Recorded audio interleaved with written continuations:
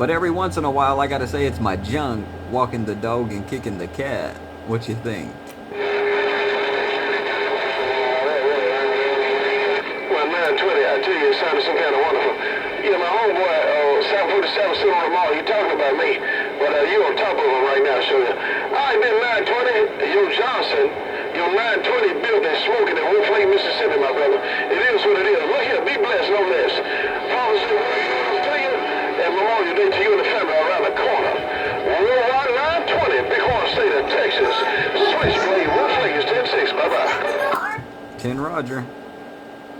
10 Roger, I got it all. And I do appreciate you keying it back to let me know I got this 920 Johnson laid out in the middle of the road. Hey Blade, I'm gonna go back in ambush mode and let this stuff cool down for just a minute and go answer that door because somebody rang the doorbell and I want to post this video gate and I'm back down. Go ahead and answer your door. Go ahead and answer your door. You see somebody ring the doorbell. 747 creeped up in there and said something about my name. My homeboy 747 in Colorado said something about Switchblade show this, so I guess he still can hear